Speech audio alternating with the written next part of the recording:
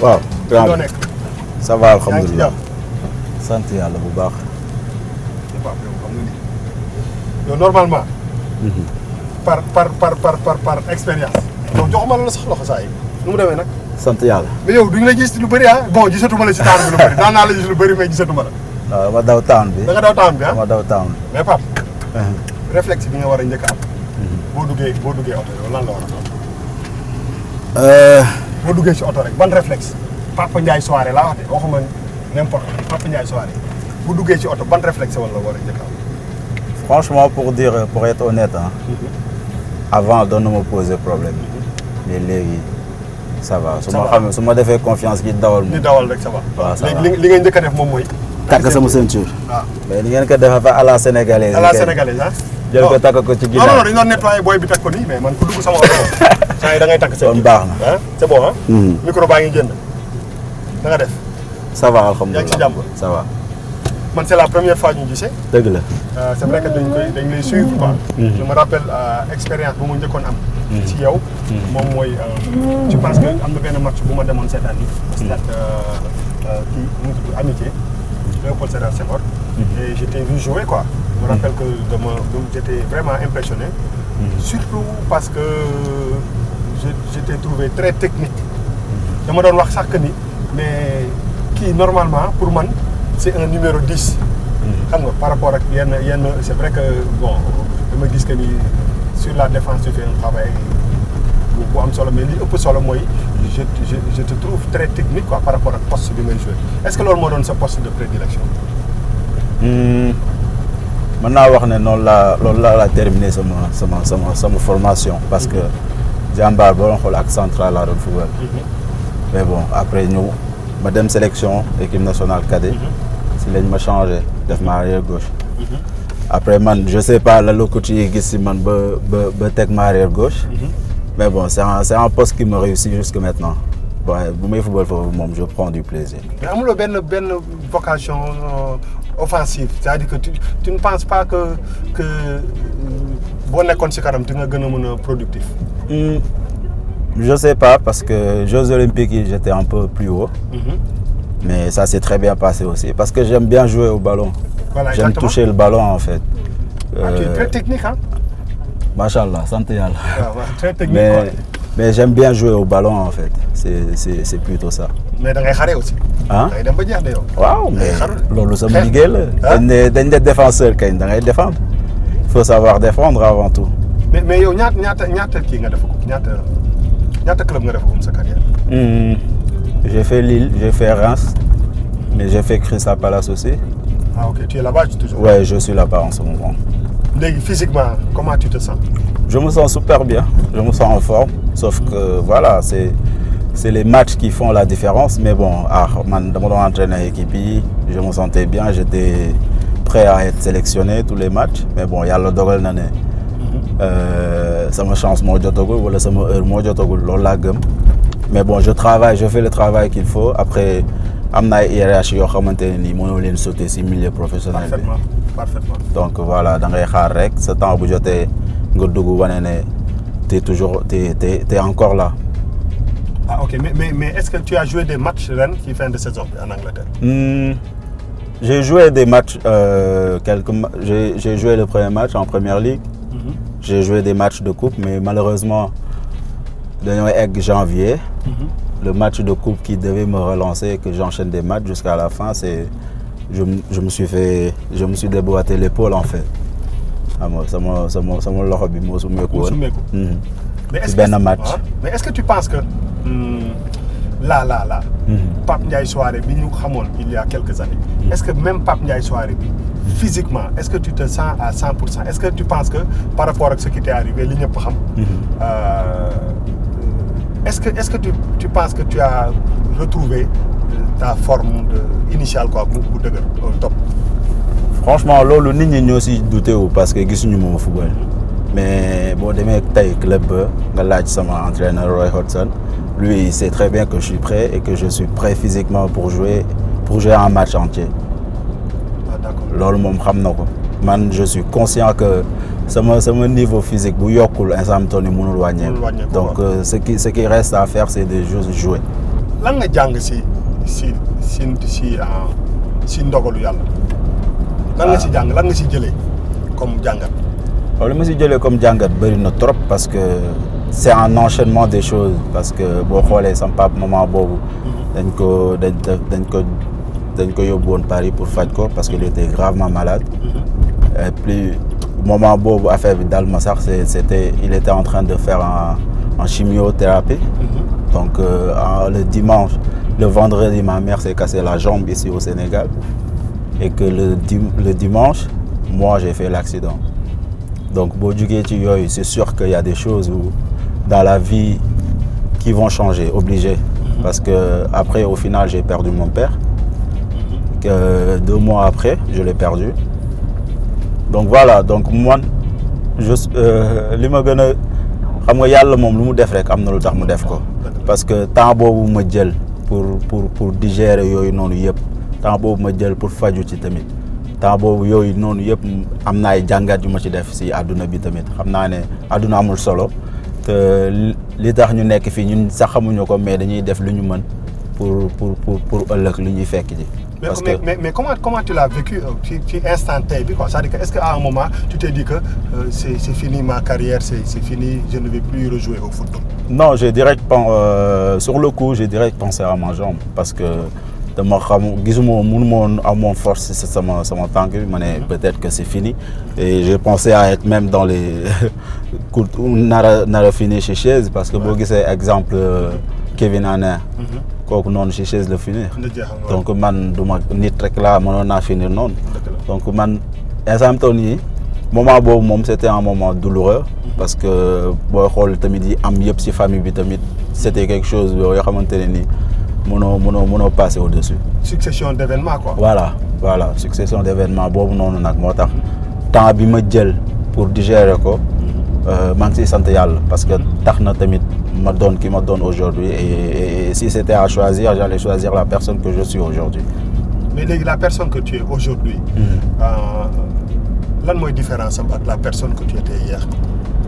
Non, juste réaliser parce que booy xool man je suis parti jeune de chez moi de mes parents dama demoon Jambar à 13 ans fa laa nekkoon je suis parti en France Lille laa nekkoon pendant 8 ans et quelques et que tout a été très très vite venu xam nga lu ñëw loo xamante ne ni jotoo am temps wu réaliser la moo xew man loolu moo ma xawoon dal un peu donc bu yooyu yëpp amee da ngay delluwaat base bi jàngaat. Mais da nga ko gàddu wala gàddu woo c'est-à-dire que est-ce que xam nga des fois mën nga nekk jeune. et je pense que ci milieu football bi. des fois c'est des choses qui peuvent arriver c'est-à-dire que affaire dafay gaaw ba nga xam ne. tu as le succès. tu as entre guillemets l'argent. tu as l'attention il y a les télés il y a tellement de choses. qui tournent autour de toi. est-ce que moom laa wax ni est-ce que loolu bu la est-ce que am nga ci benn regret si comment tu l'as ni nga ko dundee quoi est-ce que tu n'as pas benn même si tu es toujours actif que su doon démb doon tey dinaa doxalee neneen.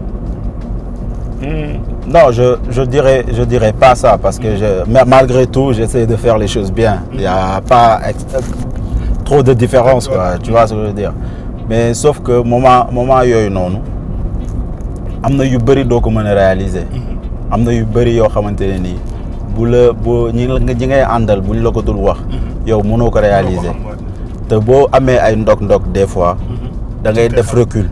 nga xam ne ñii nii par exemple am na yenn yu bëri yu ñu doon fàtte wax la. te yoo xamante ne nit ki moo koy xamal boppam. mais est-ce que dañ ko doon fàtte. xam nga tax ma koy wax. parce que xam nga nit. mën nañ ko bañ a fàtte. mën nañ ko bañ a fàtte. parce que xam nga nit. ki sa diggu doole quoi ci sa diggu fi la yàlla taalee sa biddéew. xam nga la plupart du temps. c'est pas les gens ñi la wër ñëpp. même bu fekkee ni bañuñu la. ñoom buñ ci gisee seen compte. la plupart du temps à la limite buñ la puusul ci benn yoon boo xam ne c'est pas que yoon bu bon la mais en tout cas nga xam ne waroon nga am beaucoup plus de retenue waroon nga gérer beaucoup plus le succès. tous les moyens et tout ça est-ce que moment boobu aussi ces gens-là. du parce que ça les arrange ñu def ko parce que c'est quand même quelque chose qui arrive à beaucoup de gens yoo xam da ngay am succès et ñi lay wër ñëpp des fois boo nee Ticho li ñu ne Yaram Kalaaw kenn du la taxaw ne la ah booy non su ma doon yow nii laay defee wala ne la quoi. Ouais mooy li may wax parce que man loolu noonu yëpp dama amoon sama papa j'étais très proche de mon père en fait donc moom il y avait que lui qui me disait la vérité. Pour te dire la vérité genre moom kese moom ma doon wax dëgg. ak sam benn xarit boo xamante ne nii dama màggandoo moom. xam nga dafa ndoo moom lépp même ba ma demee sax papam sam pap da ko jël si côté am. muy Ibrahima Ndoye. kooku noonu kooku tamit ça fait partie des gens yi nga xamante ne nii daf may wax dëgg. et ça vous arrive ngeen daa dëgg ci biir waxu dëgg bi parce que ça arrive à tout le monde à beaucoup de gens ngeen xuloo si finalement. da nga koy mere sax mais c'est sûr. mu lay wax du la arrangé quoi. c'est sûr da nga koy mere sax parce que boo deful attention c'est l'un de tes meilleurs amis que tu vas perdre. tu le fais parfaitement. Voilà donc man heureusement que jusque maintenant je suis avec lui tout se passe bien. Et qu'il y a des choses, on se rappelle de ça et on en parle. On sait que voilà, c'est pas des choses qui sont bien. Maintenant, qui c'est qui phase bien toll si sa carrière. Je sais que li ñu naan obstacle yi wala en tout cas challenge yi. nga xam ne ñoom ñoo nekk sa kanam. bu ñu nëbbantewul yu mag la. parce que boo jógee si benn blessure wala si benn kii physique boo xam ne il faut que nga prouver que tu es à 100%. Quels sont lan mooy sa objectif est-ce que tu penses que tu dois travailler 3 ou 4 fois plus dur maintenant pour pouvoir à la limite boo dépassé wul fi nga nekkoon sax sa carrière toll il y a 3-4 ans fu mu tolloon. Mais c'est clair man li may wax mooy par exemple tey li tax nit ñi xamuñu ban état la toll c'est parce que j'ai pas eu de temps de jeu foofu rek la xam parce que c'est sûr que tu vas travailler plus que les autres loolu moom amul sax werante parce que li la dalu leen effectivement comprendre donc am na yenn sacrifice yoo xamante ne ni yow yaa koy defal sa bopp mais man je suis conscient que man am naa ay preuves yu ma war a joxe pour nekkaat fi ma nekkoon wala ma dépasser fi ma newoon te franchement samay idée mooy le jour où je serai sur le terrain et que tout se passe bien les gens seront d'accord. waaw j'ai travaillé quoi pour en arriver là. léegi si sa objectif yooyu. fan la ci équipe nationale nekk. Équipe nationale ça restera toujours dans le coin. Ouais, mon objectif parce que c'est sûr que j'ai envie de revenir en équipe nationale parce que jógee nii équipe nationale ça sera pas quelque chose que man j'aurais rêvé. Ah ok. Voilà beaucoup monde génne nii équipe nationale quoi parce que voilà donc jusqu'à maintenant je suis pas encore revenu vraiment mais maa ngi ñaan yàlla li si des lépp mu mottali ko comme ça ma mën a delluwaat équipe nationale comme ça ma wan ne voilà je suis encore là pour le peuple sénégalais. Parce que bon xam nga quand même aujourd'hui il y a eu am na ay joueurs yu bees xam nga. ñu intégré tanière bi te bon c'est sûr que nekk équipe nationale fierté la. donc du doon loo xam ne lu yomb la. mais sa état bii nga toll nii. ku la yóbboon kan nga football. nga football de ah. waaw. ça c'est bien. Non, c'est sûr que parce que doo dem kan rek football parce que y a les préparations y a les matchs amicaux donc c'est sûr que su ma ko enchaîner damay football. mais léegi yow li nga dund biir équipe nationale. année yi nga fa équipe bi nii dem na. ñu dem kan. bi nga fa nekkee. parce que y a toujours eu quand même depuis 10 ans wala 20 ans une très bonne équipe tout le temps. lan nga foog ni moo manqué tout le temps suñu équipe nationale pour que ñu li nit ñi di xaar ci ñoom ñu def ko à 100%. man li ma xalaat mooy que aujourd'hui ñi nekk équipe nationale ils ont accumulé beaucoup d'expérience.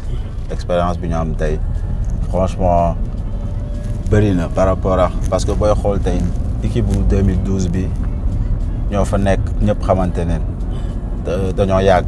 donc xam neen léegi li ci manqué kañ man je pense que ñoom ñoo ñu gën a bëgg a jël coupe yi. parce que j'ai été avec eux surtout en 2015 on a été en Guinée. ba ñuy dem on avait envie de prendre la coupe. xam nga boo xoolee suñ premier match bi ñu nax Ghana ça s'est très bien passé da ngay gis ne ñii ils ont envie d'avoir la coupe. donc voilà man je pense que bu ñu entamé noonu tey démarrer noonu ñëpp bëgg ko ñëpp gëm ko nag ne war na mën a nekk et que sénégalais yi nekk ci ginnaaw di ñaan ñëpp jàppale leen tamit je pense que ça va pas être difficile parce que y a pas de petites équipes dans tous les cas parce que ñëpp ñu dem dañoo bëgg a gagner coupe bi tam yóbbu ko seen dëkk di leen sénégalais yi di leen di soññee supporters yi noonu la waa seen waa dëkk tamit di leen def donc voilà donc bu ñu amee envie boobu rek man je pense que dinañ on va avoir un résultat positif. parce que pour man daan nañu dem coupe d'Afrique wala coupe mondiale. mu ëpp engouement j'ai comme l'impression que cette fois-ci. quand même y a pas eu l'engouement bi ma yaakaar ni. waroon nañ ko am pour que vraiment que cette équipe-là soit portée par les populations par le peuple.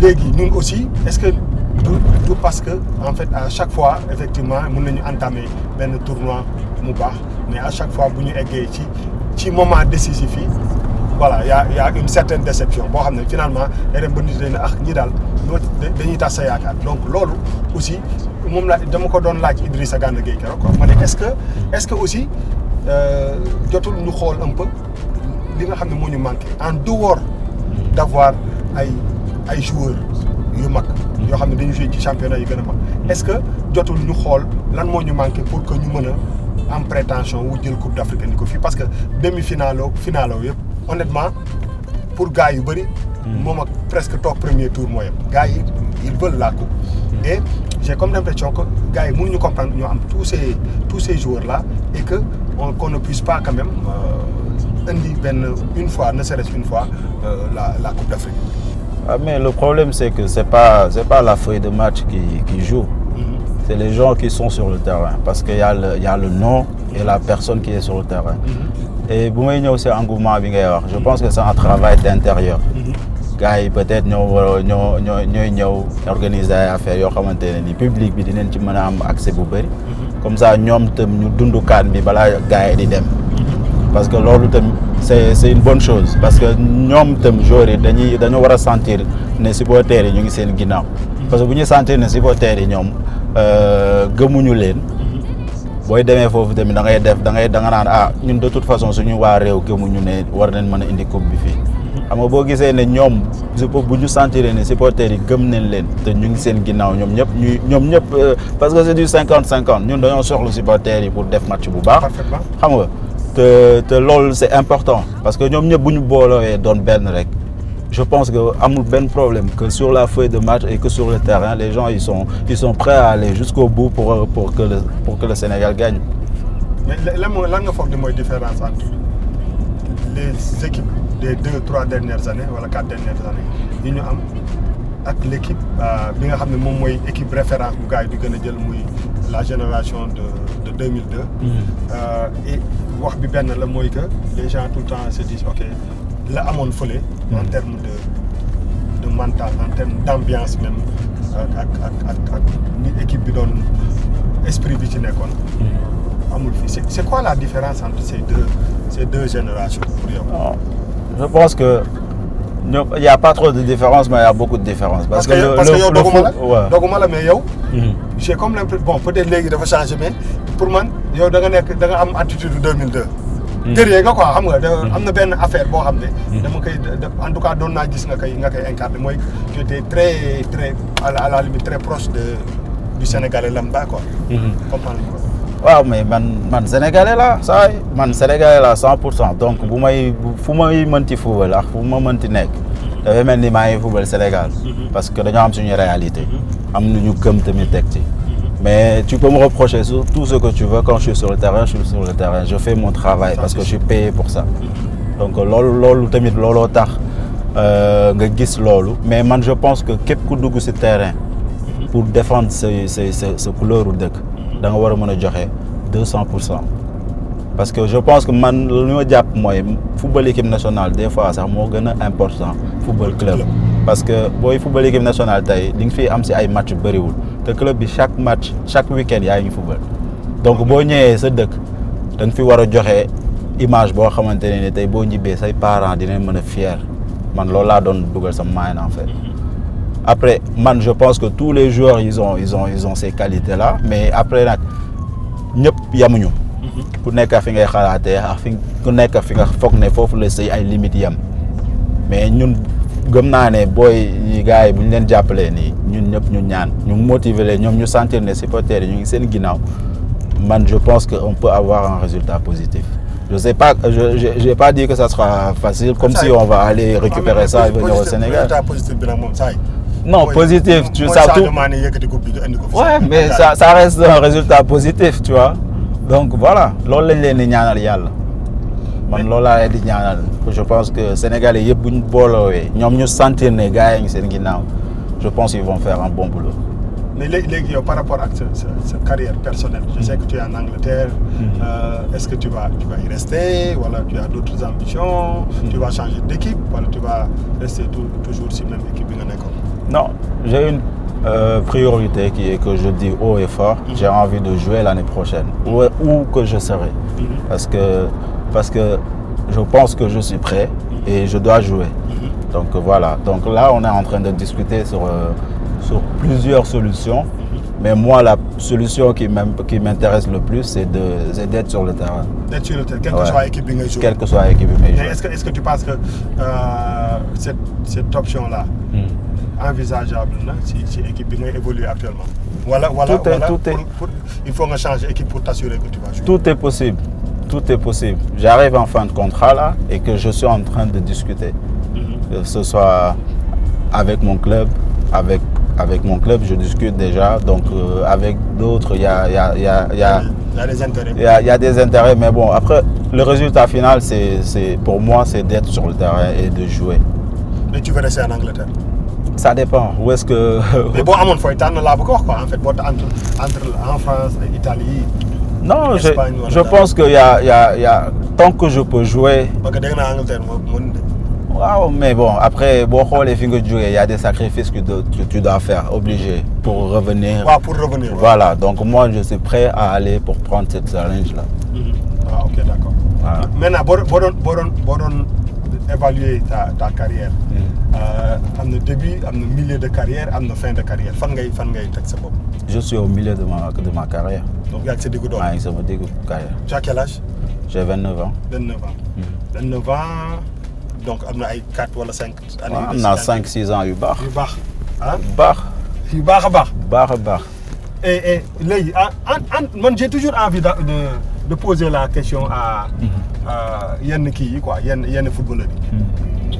damay bëgg parce que xam nga carrière boo xam ne non métier boo xam ne à la limite à 29 ans yaa ngi envisager en tout cas ce retraite immédiate là dans 4 ans 5 ans. C'est-à-dire que est-ce que à 29 ans vous avez un peu un regard sur l'avenir, l'après foot? Moi personnellement, à l'heure actuelle, oui, j'y pense. J'y pense. Et tu voudrais faire quoi? Déjà, c'est quelque chose qui est très complexe parce que on ne sait jamais là, dans 5 ans, fii la yàlla di tourner. ak idée yi ngay am parce que li ngay plané daal mooy naa jéem a mettre tout le monde à l'abri, que je me mets à l'abri. Après lu ñëw qui est dans ton intérêt nga dem topp loolu. Ouais, mais se mettre à l'abri ou mettre à l'abri c'est sa famille ou ses amis wala xam nga ses parents wala dara xam nga loolu pour man c'est une bonne chose. Mais est-ce que si on n'envisage pas une carrière après le foot, après 34 ans, est-ce qu'on peut gagner assez d'argent en jouant au football quand on est africain pour mettre à l'abri sa famille presque pendant toute sa vie, quoi? Non, parce que c'est un truc, c'est une question pour amener. Quand tu regardes un peu, des fois ce qui se passe avec yenn anciens footballeurs africains yu si gën a bëri après day compliqué parce que après 5 ans ou 6 ans bu ñu paree seen carrière yi am na ñoo xam ne tam ñu commencé am jànkoonteeg ay problèmes parce que bon rythme de déjà niveau de vie bi ñu daan am dafay doon élevé, tu veux garder ça et tout, et s'il y a pas xaalis buy dugg, ça peut quand même poser un problème à l'avenir, quoi. Ouais, mais moi quand je parle de se mettre à l'abri, c'est pour tout le reste de la vie, hein, pas dans les 5 ans qui arrivent. parce que c'est clair que c'est lolo pour le reste de ma vie, parce que moi je suis très familial et que genre j'aimerais bien que ma famille reste à l'abri jusqu'à la fin de ma vie. Je sais pas c'est quand, tu vois. Tant que je vis, je veux qu'ils soient vraiment à l'abri. Mais donc loolu mooy que il faut nga envisager. Voilà, faut nga envisager liggéey après am leneen yooyu noonu yëpp da nga koy envisager, mais comme je t'ai dit, ça peut changer tous les ans. Donc tu sais pas ce qui peut arriver. Mais l'essentiel c'est de travailler dessus. Parce que man lu ma xalaat mooy parce que boo jëlee par exemple footballeur yi par exemple yow nga am 29 ans. même magee naa la lu bëri. Aujourd'hui, moi je pense que si tous les footballeurs dañuy bëgg après leur carrière professionnelle ñu qui deviennent entraîneurs wala créer benn école de foot te peut-être que ñi war a nekk entraîneur il y a benn minorité bu koy make quoi à un certain niveau. Déjà ils sont africains. soo bëggee dem en Europe en étant africain entraîner fa équipe c'est très difficile. C'est sûr. soo ko bëggee def en Afrique y a pas assez d'argent. soo ko bëggee def équipe nationale suñu équipe nationale gis ngeen ko kenn moo fay nekk bu ñu amee benn entraîneur local bu doxul ñu dem jëli benn tubaab andi. Aussi est-ce que c'est pour man pendant que les gens sont actifs nekk ci seen carrière est-ce que c'est pas une bonne chose de développer une autre carrière qui n'a absolument rien à voir avec le foot? Oui, parce que moi déjà jusque maintenant j'ai travaillé dessus. J'ai une école de football déjà qui est à mon nom. Que même qui est à Rufisque déjà là, c'était la 12e. Ouais, école football Puissance FC. Donc je suis actionnaire majoritaire dessus. Et que école football boobu man ils font des anniversaires. Là samedi dernier c'était la 12e année. Donc c'est mon père qui le gérait. Donc il est plus là, donc j'essaie de le gérer moi-même. Et je travaille dessus. Et puis j'ai ma marque personnelle qui est Puissance Premium. Donc ça aussi c'est un travail que je suis en train de faire pour le futur parce qu'on ne sait jamais. Donc pendant que je suis à l'heure actuelle, donc je travaille dessus et je sais que dans 4 ou 5 ans, j'aimerais bien que ça grandisse. Donc je pense à faire un centre de formation à Sangalkam ou à côté de Rufisque pour les mettre là-bas, même si je dois faire une sélection de 50 jeunes. Tout ça là, j'y pense. Bu nga ne da nga am sa marque. C'est qui man yow da nga fashion nag. Tu aimes bien la mode toi? Non, c'est pas une question de non. Xool naa sa photo yi sànq gis naa da ngay sañse grave. Ouais, mais parce que dama bëgg sama bopp. Voilà, loolu exemple bu non bu ñu loué mais non mais fashion être fashion c'est pas mauvais hein, mais je veux dire mën nga fashion ba bëgg loolu ba créer ça parce que booy wax marque ak yooyu rek c'est parce que tu aimes bien voilà tout ce qui est mode ou en tout cas bon, je suppose que bonne fashion, c'est beaucoup plus dans ce sens-là. Ouais, c'est clair que j'aime bien les belles choses. Donc voilà, donc c'est pour ça en plus j'ai créé ma marque. Amna jabar. Léegi dama bëgg laaj footballeur parce que am na ci joueurs yi équipe nationale am na ñu am ay ñaari jabar. Est-ce que yéen envisagé ngeen takk ñaari jabar? Dafa mel dafa xew léegi de. Ñun kay comme que ay jullit lañ te am neen droit takk 4 jabar. Loolu man duma ci débat. Non xam nga mënuñu nekk lu neex waay def. Non yow laa wax. Man. waaw ci oto bi lañ nekk te lii ñëpp koy seetaan de. waaw mais nga dem ñu ne doo fi déggoo li ma wax xanaa nee naa leen ñun ay jullit leen dañoo am suñu réalité. Suñu réalité mooy mën leen am ba 4 jabar. Waaw donc voilà pour l'instant man benn jabar la am. waaw c'est tontu bi dara lay gis. Pour l'instant. waaw.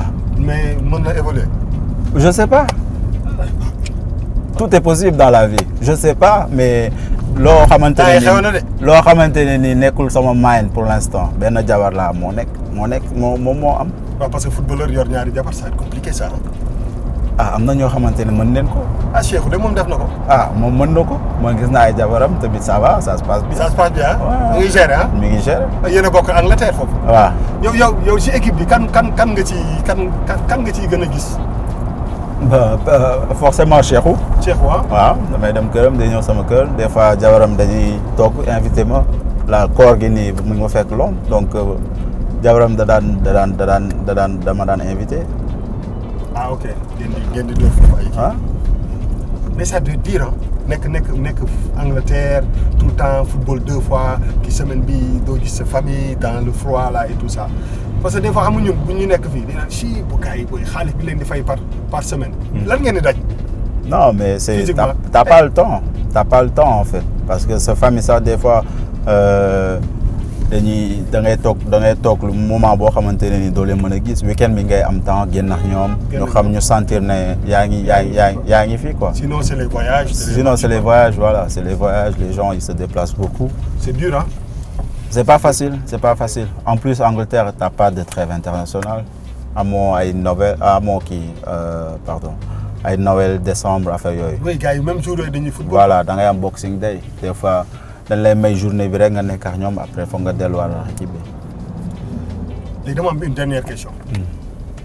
ban joueur nga mës a footballal. nga joué contre équipe boobu. vraiment mu sonal la ba nga xam ne bi nga paree fàttewoo match bi. waaw Everton ils avaient un joueur qui s'appelait Deulofeu. Je sais pas si vous connaissez. Deulofeu lan la français. Non c'est en espagnol je pense. Wow. Il a joué au Barça. Il a joué au truc.